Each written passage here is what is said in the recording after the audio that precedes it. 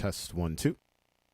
Test 1 2. I think I am good. Let's see here. Yeah, I can see myself. I'm just wondering if everything else is good over here. Oh well. Got a couple viewers in here. It doesn't matter because I'm going to share this later on anyway. But what's going on, everybody? It's Tavon Anthony. Normally when you guys see me on videos or anything like that, I'm probably rapping about MMA cards, UFC, Bellator, stuff like that, my predictions. And yeah, that's pretty fun. And I've had a couple of people hit me up and say that they just would like to hear me talk about fight stuff. So I'm gonna give it a shot. And I guess today, well, not guess I today. Today I'm gonna be talking about recent news, which is Jake Paul will be boxing former UFC welterweight champion Tyron Woodley. This is something that, you know, makes sense if you want to talk about a story, considering that he knocked out Ben Askren in the first round, and Ben Askren happens to be one of T. Wood's friends. It was something that I personally didn't think was going to happen, but maybe it's because I just did not want it to happen. And look, man, stories make fights, and it's very strange, especially I think I had like a friend of mine send me the odds earlier, which seemed kind of ridiculous to me. Yeah, like apparently it opened up at, you know, Paul at -160 and Woodley at +130. So Woodley's the underdog. And I kind of understand. I understand why, because recency bias is a thing, right? You know, what was it? His last 4 fights, Tyron essentially lost all rounds. And I get that, but my initial thought was, well, how many of those guys do you think could like beat Jake Paul? And then I started thinking, okay, it's boxing. Do I think Luke could outbox Jake Paul? Yes, I do. Hell, and this might be a long reach, but I think Covington can outbox Jake Paul.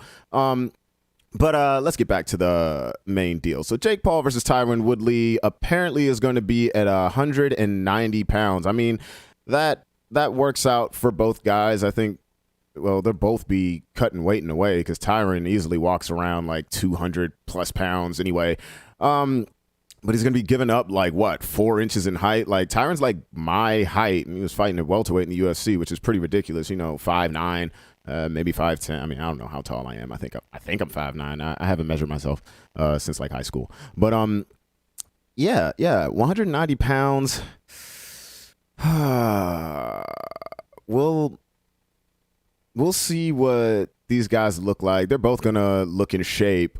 I know I've been looking at Twitter and people are talking about how washed Woodley is and how screwed up he is. And, you know, I mean, I get it, right? Because you guys have seen him get his tail beat in his last few fights. And let's just be honest here. Those people beating his tail are people who are built to beat his tail.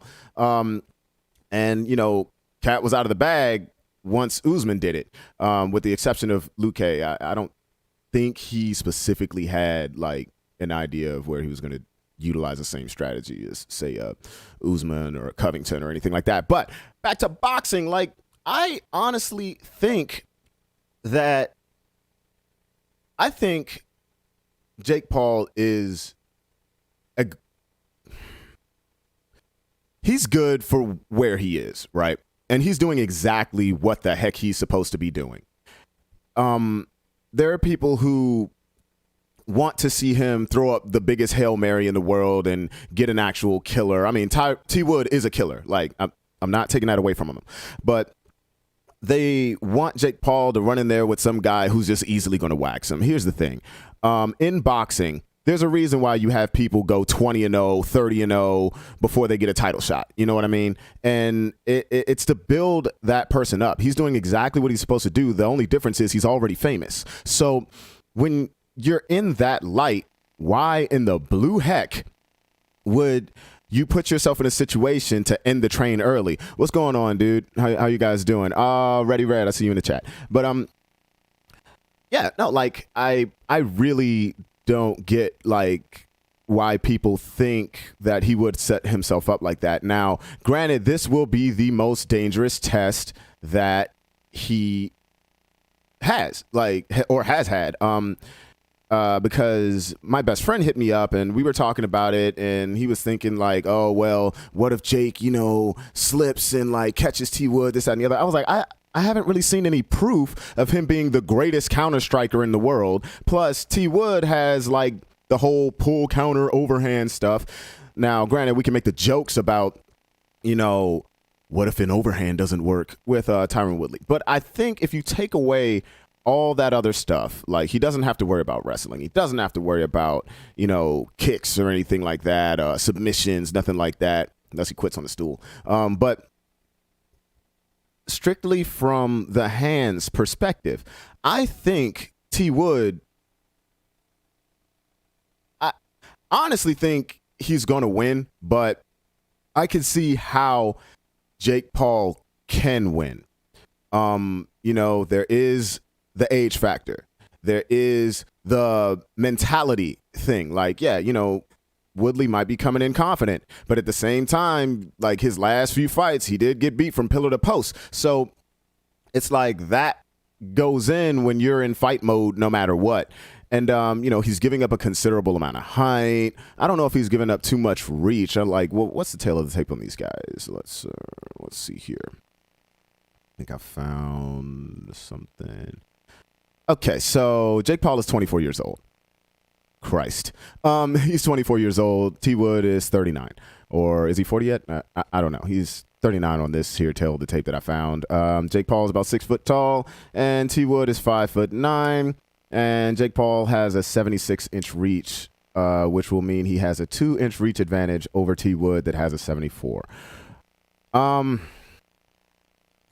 I don't really see that height and reach thing being the biggest problem because T Wood has fought taller guys than him before, and it didn't really seem to be too much of a problem. But, I mean, yeah, we got to consider the fact that this is boxing. This is not MMA. And when you're a boxer, you are way more in tune with what you are doing with the hands because all you can really do is hit the head and body. So you have so many things like less to worry about. And Jake Paul is in that zone as a younger man who is confident, and he's looking for he really is looking for a challenge. I do believe him. When he comes up and he's saying he's taking it seriously, I think he's doing the right thing as far as, moving before he gets like a really big fight of which he might just get glassed. Honestly think that T Wood is going to I think he's just going to grown man strength him. Like, to be honest with you, I think it's going to be a couple of hits. We're going to see Jake Paul's chin get tested. I believe that's what's going to happen. Whether he wins or loses. If he loses, I think it's probably devastatingly.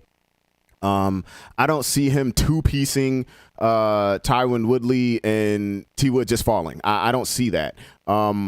If it happens, I mean, wow, I was freaking wrong, and I've been freaking wrong before. I mean, think about what happened with Ben Askren. Now, granted, I did not believe Ben Askren was going to go in there and just knock Jake Paul to the moon. That's never been who he was, but I did think he was going to go in there, be smart, and just somehow get a decision. Granted, he also doesn't have the output when it comes to the hands on that either. But T Wood, I think in the first few rounds, definitely would have like the output and definitely has the power that would keep someone like Paul at bay. Now, if you want to be crazy proactive with a guy like T Wood and wrestling is not involved and kicks are not involved, you got to be very careful because, like I mentioned before, he does that pull counter deal where, he'll lean back, bang, counter you right then and there, and that's, you're asleep.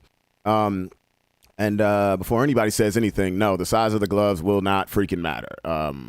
Yeah, it just won't. T Wood has enough mass, and then he's coming in at 190. Well, he's weighing in at 190. So it's like both of these guys could knock each other out. I just think that with the potential of one hit knockout power, I'm looking at T Wood doing it. But if we're gonna go specifically by decision, right? If we're gonna go by decision, I believe if Jake Paul is smart, I think he can beat T Wood by decision. I do. If he's very smart. If he doesn't play the dummy game and just tries to crowd the man and gets timed, if he utilizes the skills that he's clearly been freaking working on. You know, I've looked at his footwork. I look at where his hands are placed. It's way different than when, you know, he initially fought, what was that boy's name? It was one of them YouTube fights, Deji or something, you know, the UK dude. Yeah, but it's hella different than that. And I think that he has the capability. I just don't think it's going to be as easy as some people on Twitter are saying. They're looking at it like T Wood's completely washed. He's screwed. He's going to go up in there and he's going to get knocked out and da. I'm like, I really do not see that happening. I could see him getting outpointed after the first couple rounds. Maybe if Jake makes him work at a rate that he's not used to, you know, boxing. I mean, you're throwing a lot more punches. And T Wood isn't really known for being the biggest volume guy in the world, specifically with his hands. So we'll see. We'll definitely see what happens. Unless you want to jump into like the conspiracy aspect of like, oh, he's going in and take a dive. Like, I don't think he's going in and take a dive. That's sort of a stab at a friend of mine who made that comment. You know who you are. But yeah, man, let me know what you guys think in the comments, definitely, or on Twitter or DM me, anything like that. You can find me at AEOXIS, at AOXIS on Twitter, Instagram, Facebook, even though I barely use my Facebook anymore. But yeah, man, give me your thoughts. I would like to see what happens during the build up to this thing. And hell, shoot, I might even do like a blue corner, red corner, or who you got wrapped for this specifically, because, you know, now it's getting real. Now Jake Paul is putting his neck out there. He's really putting his neck out there. And if he wins, then he beat a UFC champion. If he loses, he lost to a UFC champion. Some people look at that as a win-win, but I just look at it as a risk. I look at it as a risk, and I see a guy who's willing to take a risk, and that's the reason why I'm looking. I got my eyes on it. Well, that'll be enough for today. Like, comment, subscribe. I'm not really used to this whole YouTube live streaming and talking thing, but yeah, man, stay tuned for more of this stuff from me. Stay tuned for this week's Who You Got. We have what's going on in the UFC this weekend. Jairzinho Rosenstrike versus Sakai. So stay tuned for that, and stay tuned for just more music stuff from me and more shenanigans. So have a good day, and I don't know what else to say. Have a good one, guys. Tavon Anthony out.